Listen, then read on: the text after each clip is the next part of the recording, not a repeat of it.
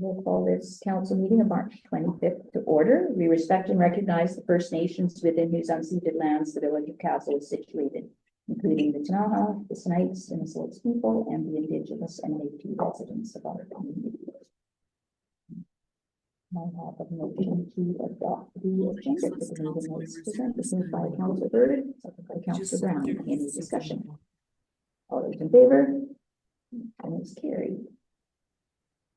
The minutes of the March 11th meeting, if there are no errors or omissions, the recommendation is that they be adopted as presented. Moved by Councillor Brown, seconded by Councillor Lang. Discussion? All those in favor? Motion is carried. We have no delegations. And we have council reports. So any reports from council? Councillor Lang. Yes, thank you. Thank you, Madam Mayor. Due to your attendance in Montreal, I was able to attend the Joint Resource and Recovery Committee meeting on last Wednesday and then the board meeting on Thursday. Yeah, that does nothing. The Resource Recovery meeting didn't have a lot in it that was directly affected. Kaslo was mostly awarding contracts for various different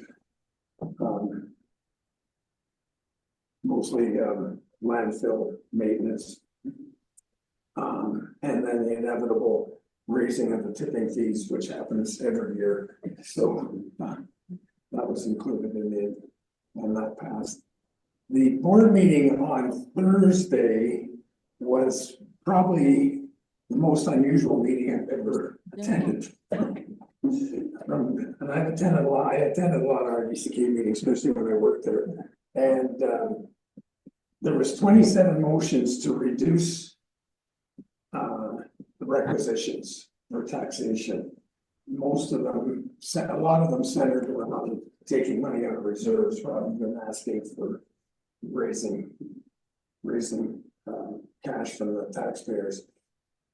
A lot of them were modified to like reduce by half or a third or something, but most of them passed. So I don't know whether it's Elon Musk's influence or what it is, but everybody seems to be in a real belt tightening frame of mind these days. I really don't want to see taxes go up, although everybody knows inflation is a fact of life.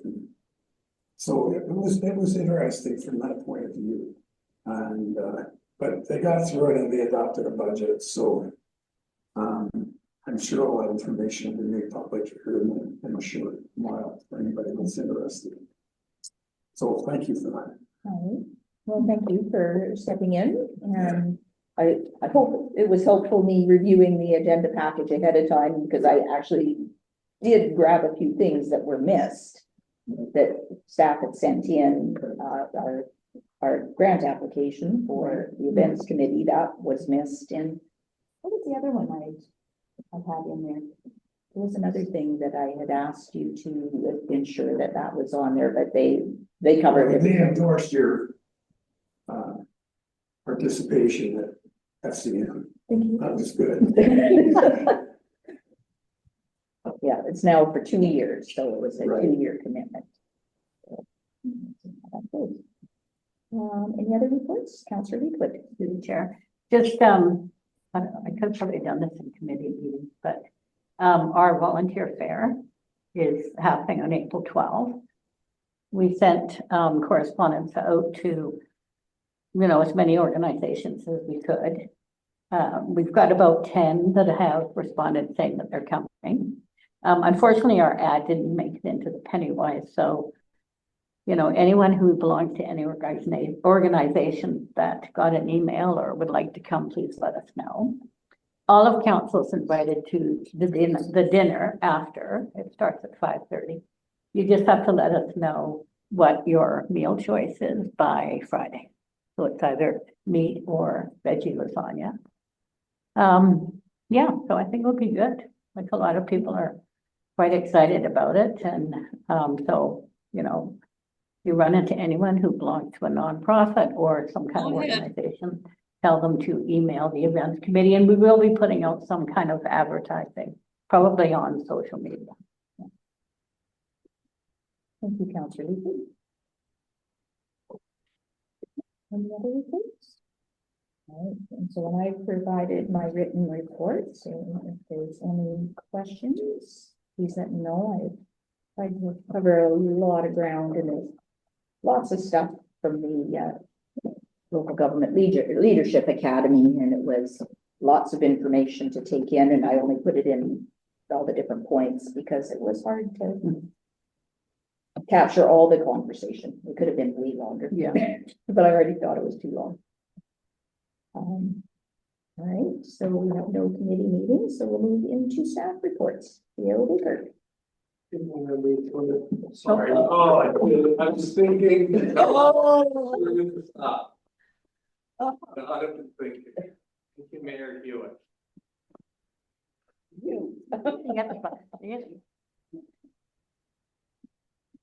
Okay, so electrical permits, you might recall that we had quotes prepared for us by an electrical contractor for deficiencies in our village buildings. And that work needs to be performed so that we can attain our operating permits for our buildings from Technical Safety BC. And so you'll find that there's requests for funding to perform the work within the 2025 draft budget. And in particular, we should note that when it comes to the arena, they've been given a copy of the scope of work that was defined by the electrical contractor, because according to the net lease agreement between the village and the association would be responsible for the work. So I think, it's timely just to remind council of that it's with the association at the arena, it's a net lease agreement, meaning the operating and capital is all put on to the tenant.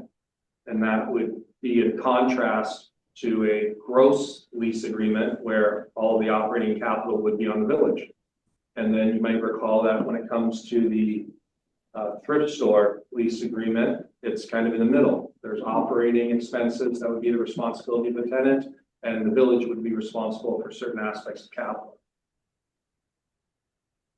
With respect to finance, there's an annual financial audit, and the auditor is nearing the completion of their work and planning to present to council at the April 15th council meeting, which is a little sooner than what you would have received last year. I believe it might have been in May when you received the auditor's report. So we're on track, and that's fantastic because it means that when you receive the 2025 draft budget, we know that we have accurate information regarding reserves and deferred revenue surplus, etc. Whoa, there's no lights in here. I said, yes, that's. You'll recall that Taken to the village. council has been considering the thrift store lease agreement. So staff advised the thrift store of the terms that council was seeking. And the society is going to be meeting in early April, at which time they can then respond to the village to the terms and conditions. And once those key terms have been settled, then staff can issue public notice for the disposition. So we would let the public know the property, who the agreement is with, and any financial assistance that the village is providing.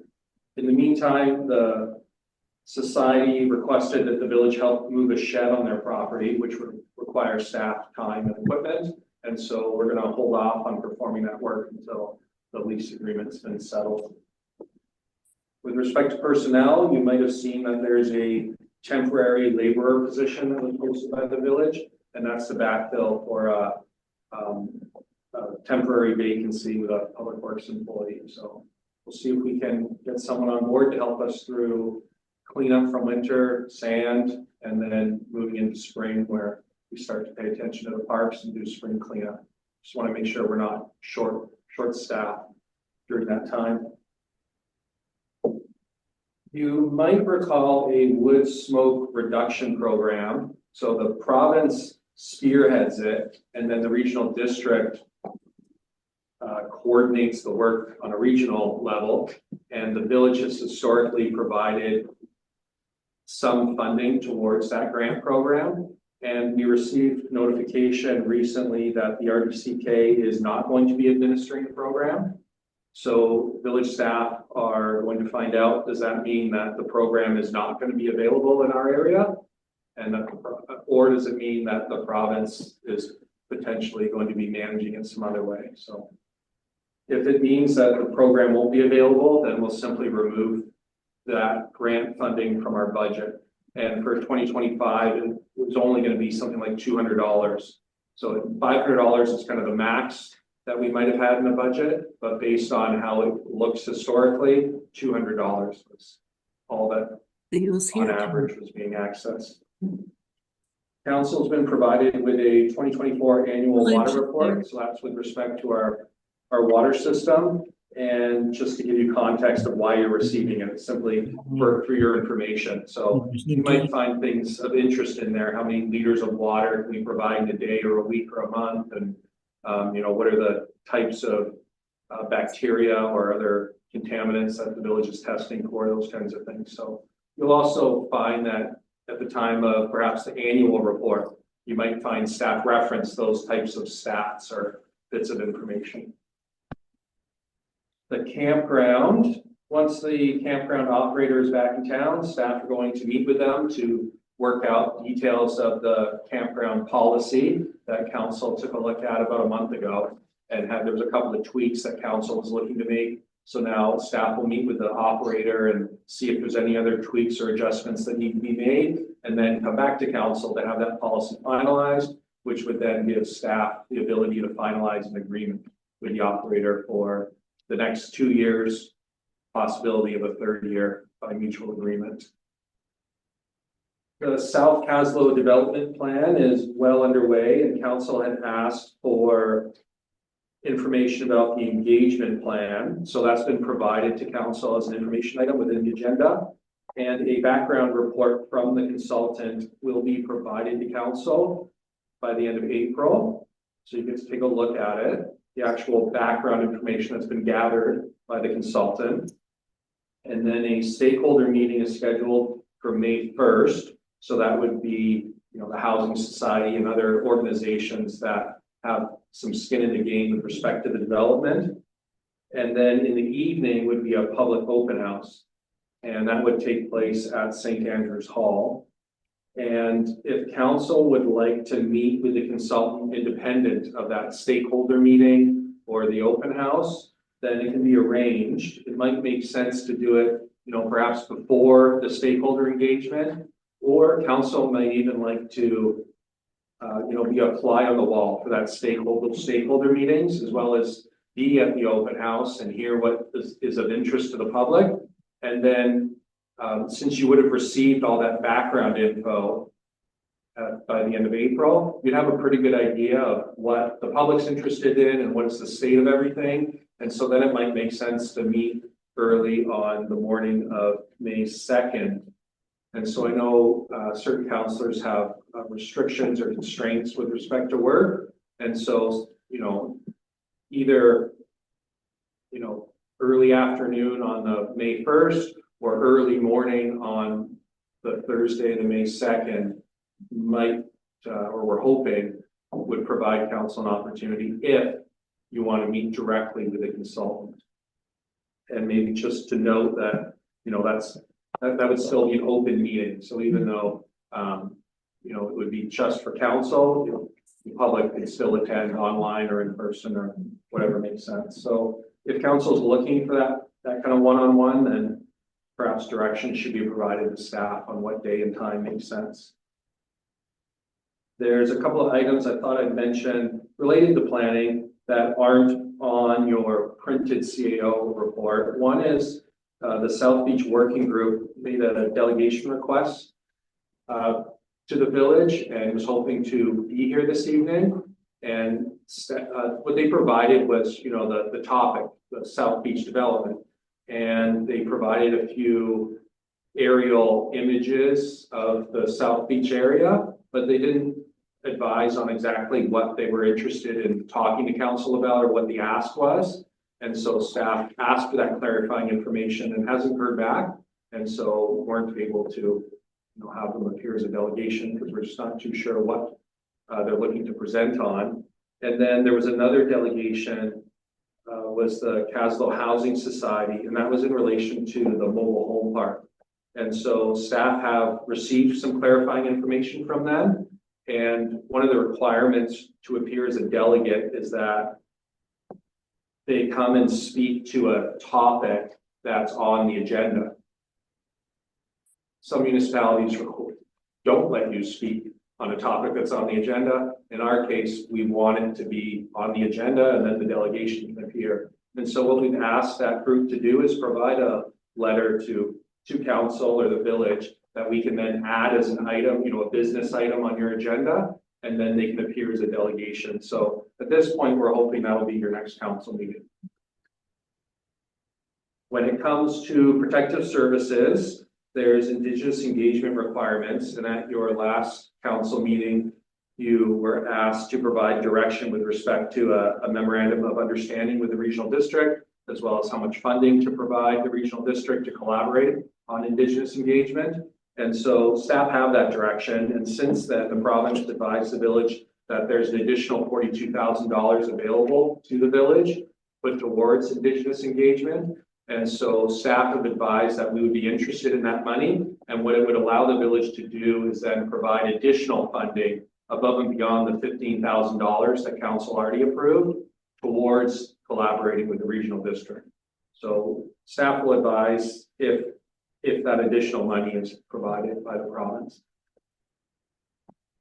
At the last council meeting, there was correspondence received from an Area D resident regarding the Kaslo racket courts and the racket club. And so staff had a meeting with the racket club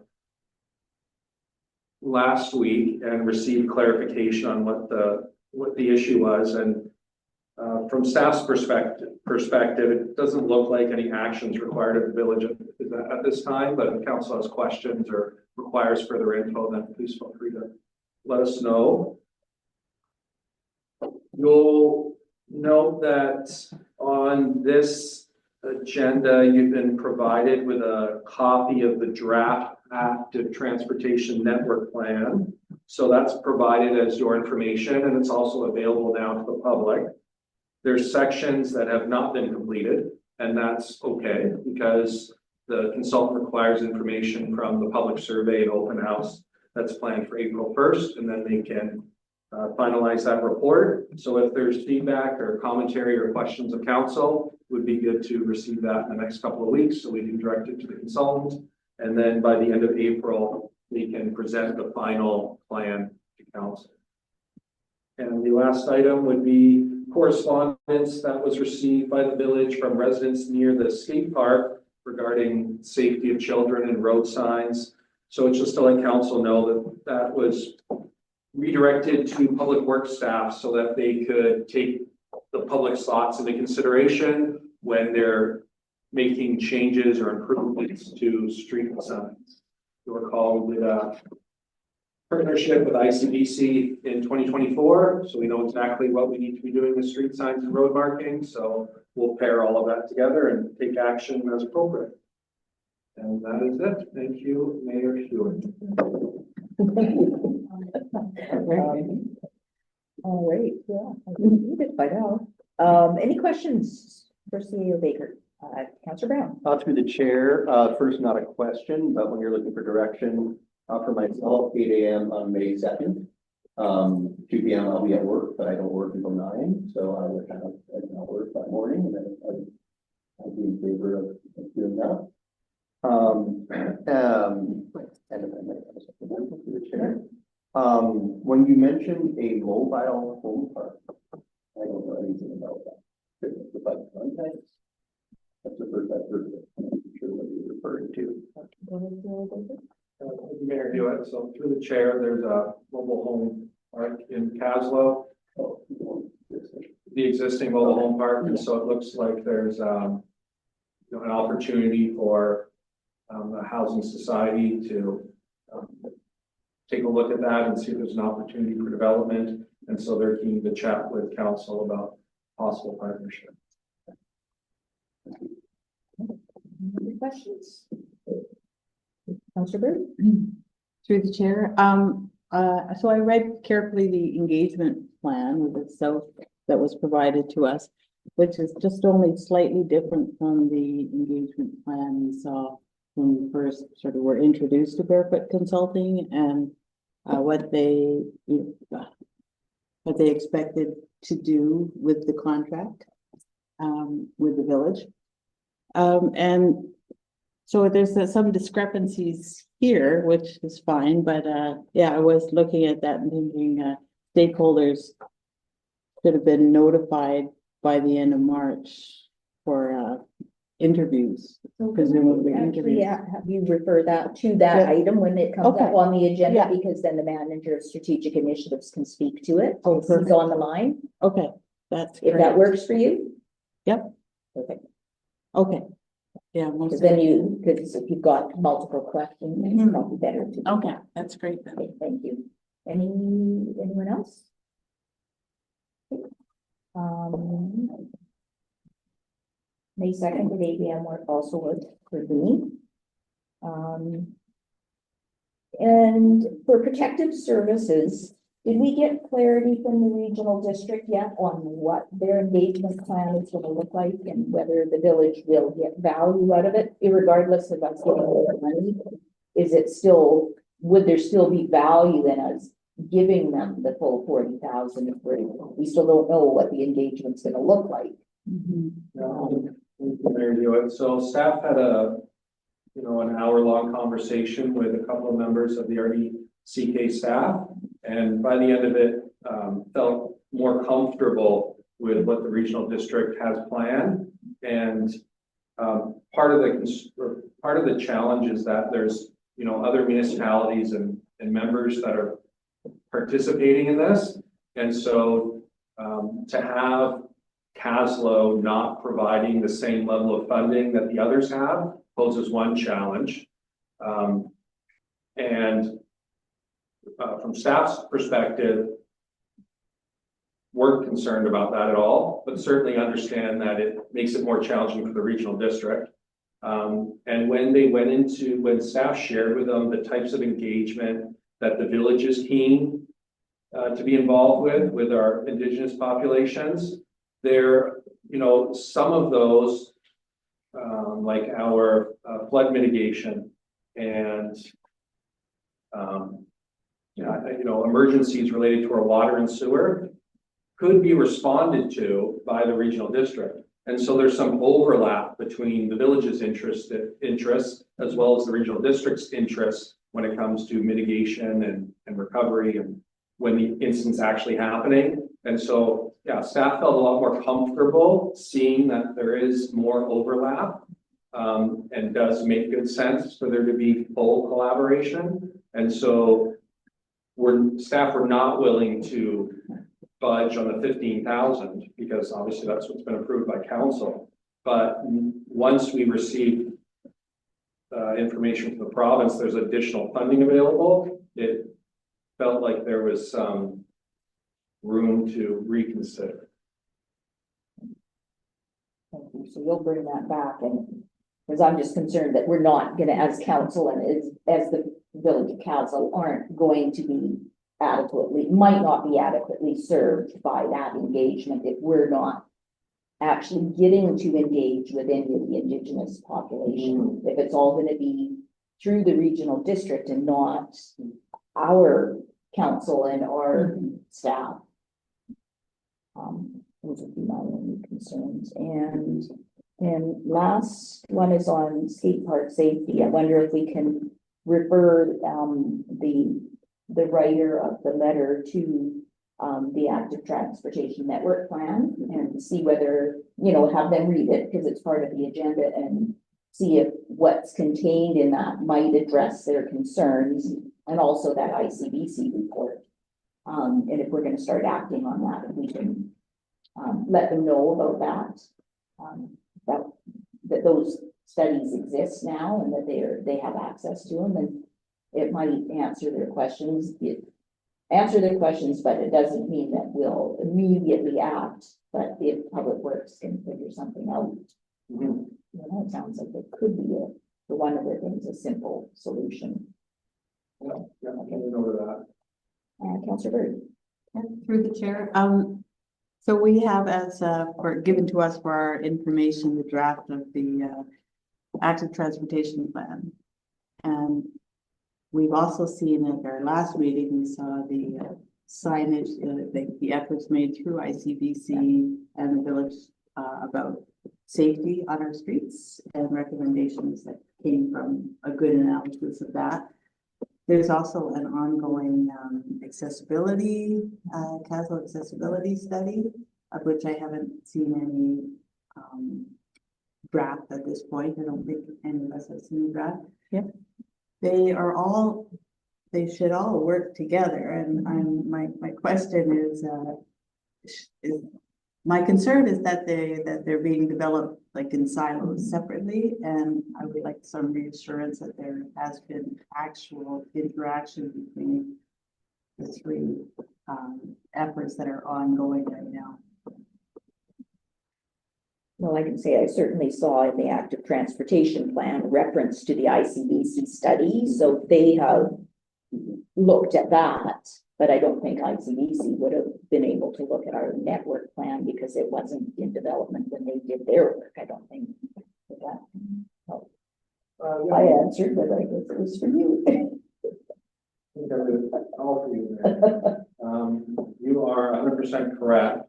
It's worth noting that the consultant working on the active transportation network plan is the same consultant that worked with ICBC in the village to develop the street sign and road marking plan.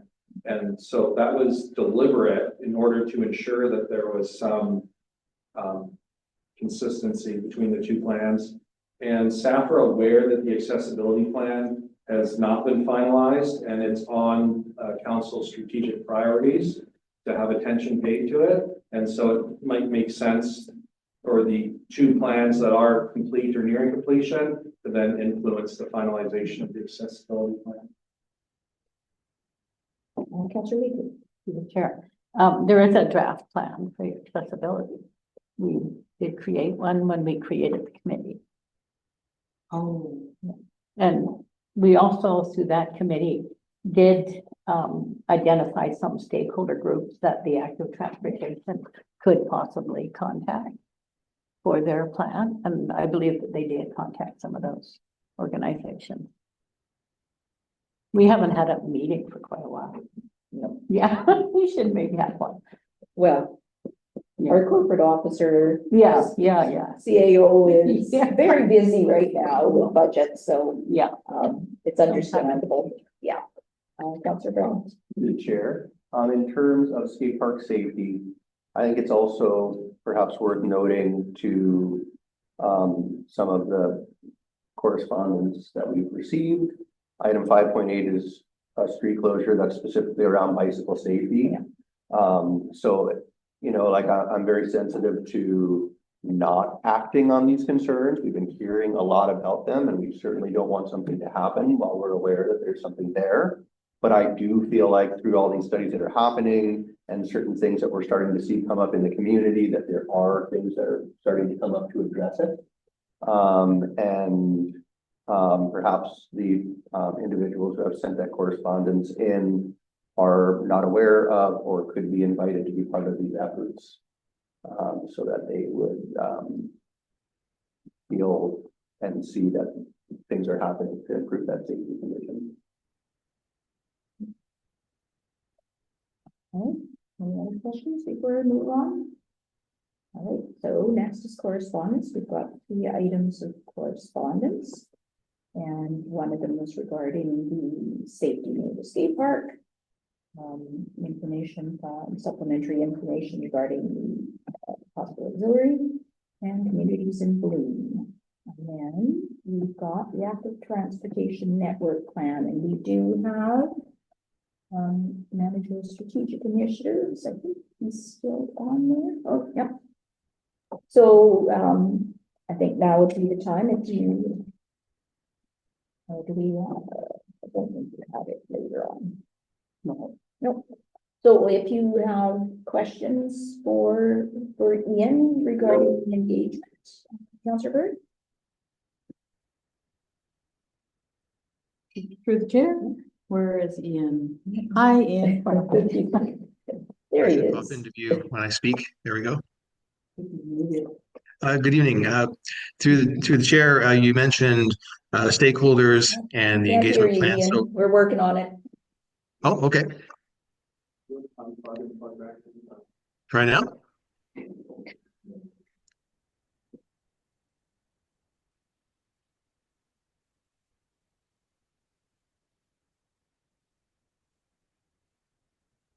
Give it another try. Can you? Okay. Can you hear me now? Perfect. Perfectly. Okay, good. All right. So the earlier question was about stakeholder engagement. So in the engagement plan, I did talk about stakeholder engagement starting by the end of March, but that was to indicate kind of the start of that process. But feedback I've received from the consultant, because I did ask them about that, is stakeholder engagement will be occurring throughout the process. So that was simply an indicator that the stakeholder engagement efforts would kind of begin, but there's nothing that's been formalized yet. Really, the key thing is going to be happening towards the end of April and the May 1st stakeholder engagement opportunity, where we'll be actually seeking active input on what everybody would like to see out of the South Kaslo plan. Uh, so up until then, what we'll be doing though is kind of making sure that we have the appropriate stakeholders identified. And the last page on that engagement form are the stakeholder groups that have been identified so far. Certainly, we welcome if council has any other thoughts. You can email them to me or to Robert, and we'll make sure that they get included so that they get the information and a direct invitation to the upcoming consultation events.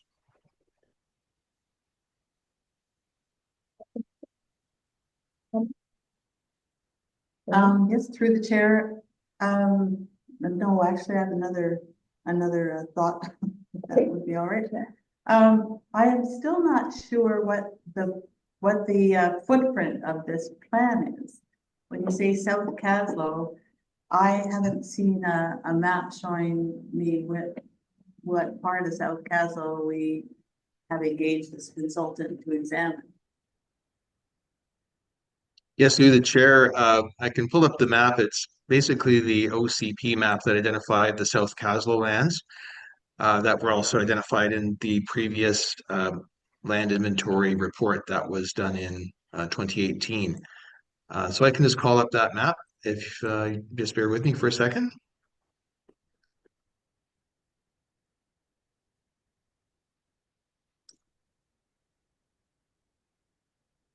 And I'll share my screen.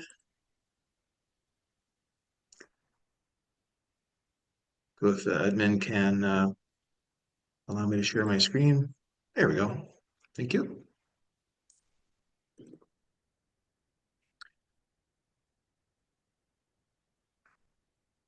All right. Well, actually, that hasn't appeared properly here. Just a second.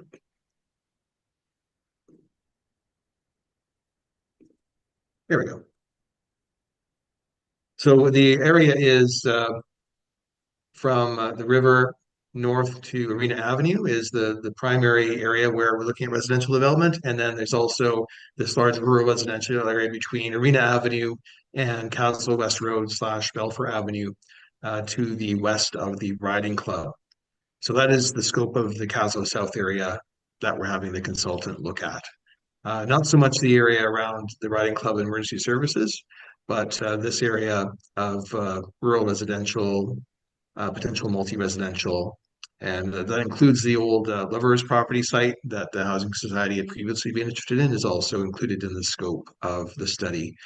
And the consultant will be focusing on the serviceability of the land, so where potential servicing could go, what the limitations would be if we have to service with septic, for example, for sewerage, potential road locations, where power would come from, and so on. And that will help us determine the kind of density of housing that is potential here. And they may also look at water capacity too, because that will be another limiting factor in the area. So I will certainly be sharing the background report that CEO Baker mentioned. towards the end of April, once that gets finalized, and that will be available in advance of the consultations that will be happening. So the main one will be the Public Ideas Fair on May 1st. That will be in the evening at St. Matthew's Heritage Hall.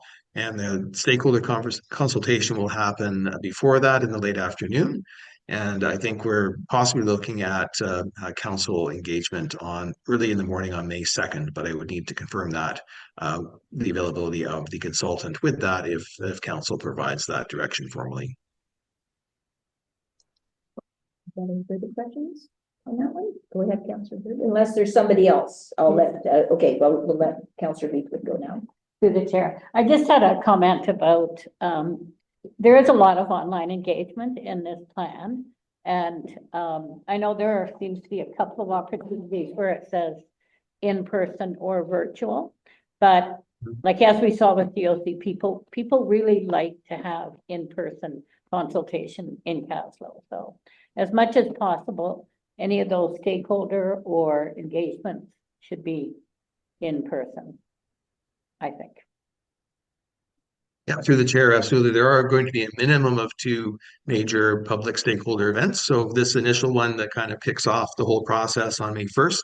And then there will be another one later right now it's sort of scheduled in September, where the final plan ideas will be presented before the plan is finalized. So there will be those 2 opportunities. And if we identify other things as they come up, that's certainly something that we can talk to consultant about and try to make those happen.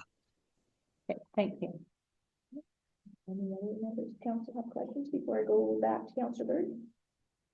Okay, go ahead, Councillor Bird. Through the chair, what I'm curious about is when I look at that map and I see, finally now I can see the zone of interest here. It also includes some private land, a big wide strip along the river. So just to be clear, we are not doing, Barefoot Consulting is not engaged in a strictly public lands planning exercise.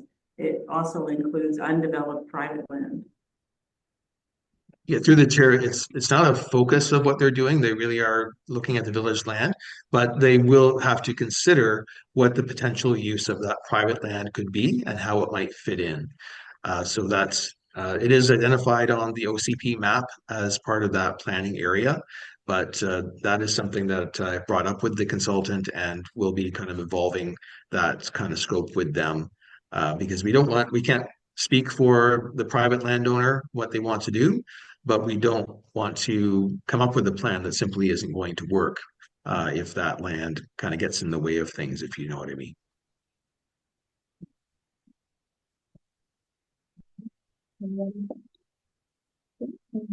What about any other correspondence items?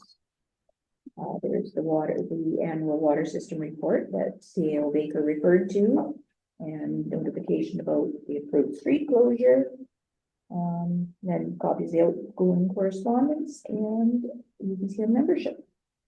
Any questions on any of those items? All right. So then that brings us to public time. Are there any questions from members of the public who are online or from the Valley Voice?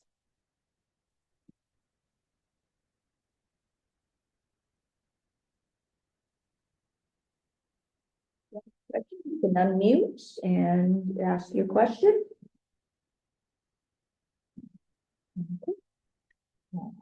There appears to be no questions, so we'll move into business. So the water and wastewater parcel taxes. Did you want to speak to those at all before I read the recommendations? Thank you, Mayor Hewitt. So hopefully the council's had time to review the staff report, which gives a kind of high level overview of why these 2 bylaws are being brought forward.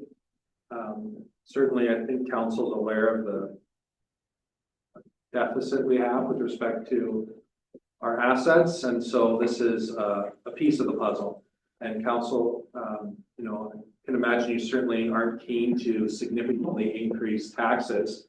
And so in drafting the staff report, we were sensitive to the recommendation of a 20% increase then again, when looking at a 20% increase, recognize that it really would make a very small dent in what the overall deficit is.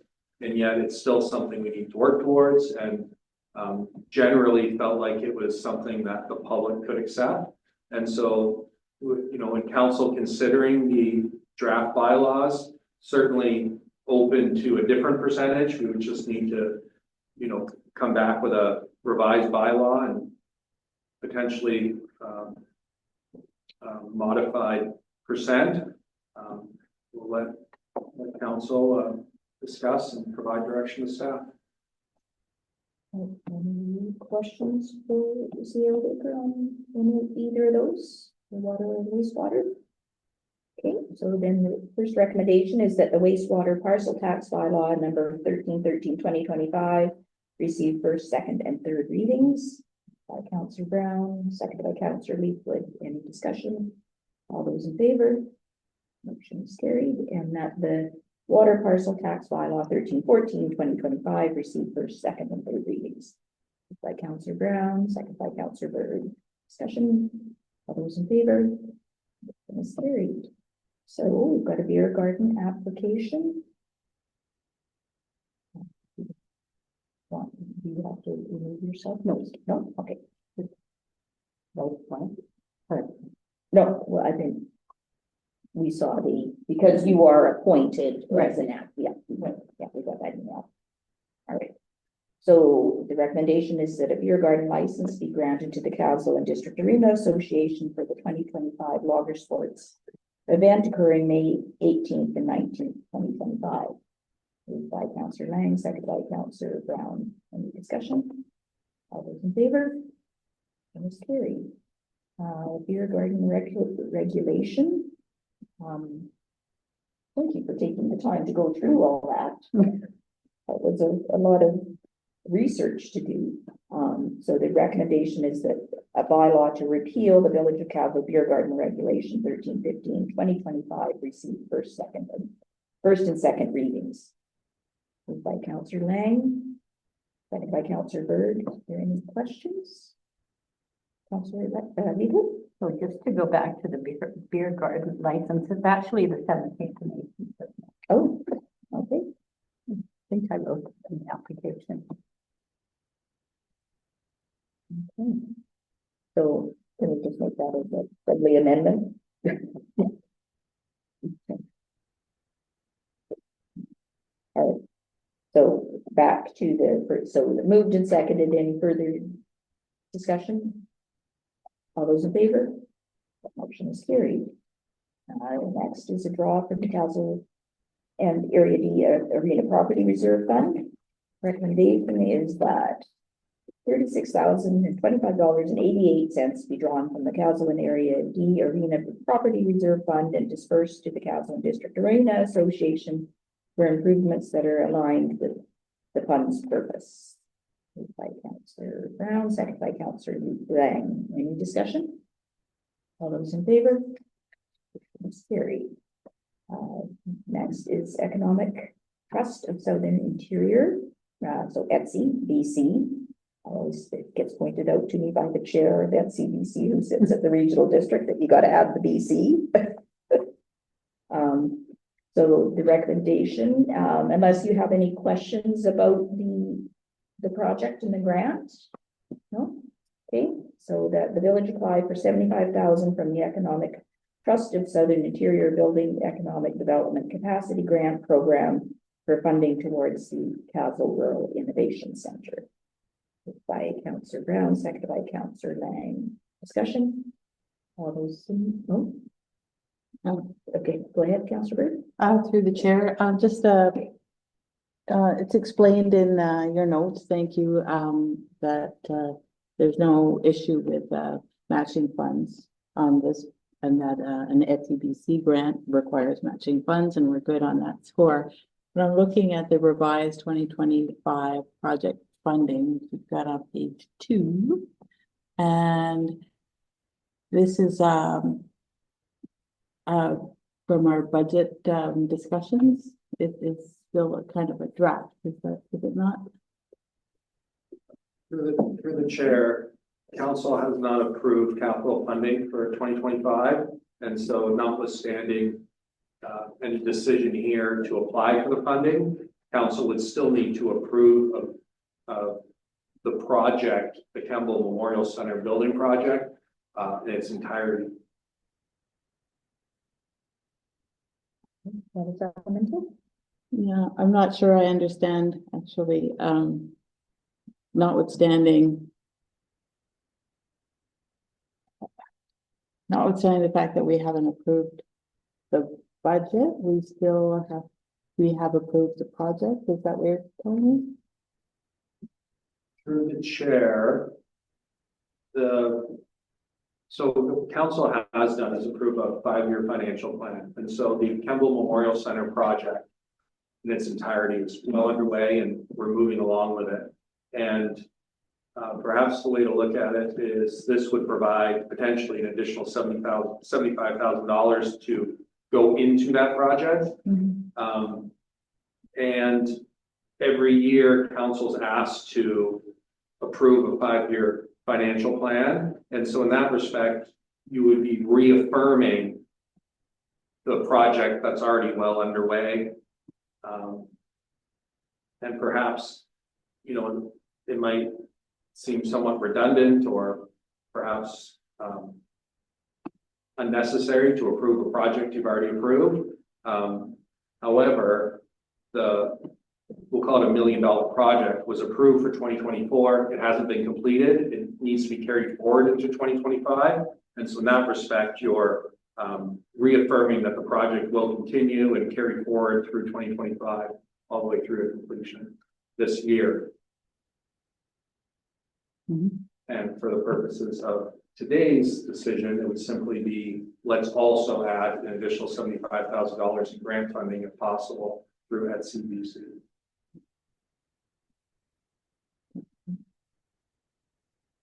So if we were not successful in getting the $75,000 grant, we would just take those elements that were going to be covered out of the scope of the project. Correct. Thank you, Mayor. All right, so that was moved and seconded. Any further discussion? All those in favor? Motion is carried. All right, we have no late items, so that brings us to in camera. So that in accordance with section 91A, a part of the council meeting may be closed to the public if the subject matter being considered relates to or is one or more of the following. A, personal information about an identifiable individual who holds or is being considered for a position as an officer, employee, or agent of the municipality, or another position appointed by the municipality. Or K, negotiations related discussions respecting the proposed provision of a municipal service that are at their preliminary stages and that in the view of the council could reasonably be expected to harm the interests of the municipality if they were held in public, and that persons other than council members and municipal officers be excluded from the meeting. By Councillor Brown, second by Councillor Leaford. All those in favor? That's carried. So we are recessed at 6:50.